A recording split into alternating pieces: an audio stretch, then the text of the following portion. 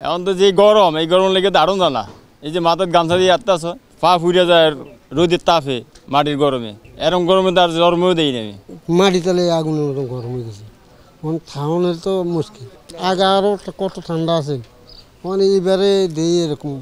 গরমের তৈছায় সামাত পর্যন্ত যাইতে হয়, আবার কত ভরে মনে করেন আবার যাইতে হয়, যাইলে আবার খারি চারি না। গরমের ঠেলায় দেশে আমার তলে বইয়ে দিয়ে কাজ কাম করতে হয় না, হাফিয়ে যাই। গরম কম আসলে অনেক তো গরম অতিরিক্ত, কিন্তু কাজে করাও নিয়ে যায় না কাজ, একেবারে অতিরিক্ত কাজ। এই কামে যাই না, গরমের ঠেলে কামড় টিয়ন যায় না। যে অবস্থা কিন্তু কি দেখেন না, আমরা গরমের ভিতরে কাজ করতে আছি, কাজ না করলে কি খাবো? আমরা কিন্তু কি অনেক কষ্টে আছি, কিন্তু কি কষ্টের পরে কিন্তু কি ঘরে চাউল নাই, ডাউল নাই, ঠিক আছে। এখন কিন্তু না করলে খাবো কিভাবে?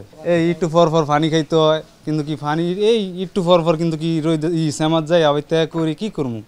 না করে তো আর উপায় নাই। আগে পানি কম ছিল তো, আর এখন পানিটা বেশি চলে গরম থেকে। কতন ঘরে কবাই পানি দেন দিও আমরা কুলি তারি না। পোলাপানে থাকতে পারছে না, এই জন্য শরবত বানাই স্যালাইন ট্যালাইন খাওয়াইতে আছি। পোলাপানের জন্য যেন ওষুধ বেরোম যেন না হয়, এই জন্য খাওয়াইতে আছি। বারো পানি খাওয়াই।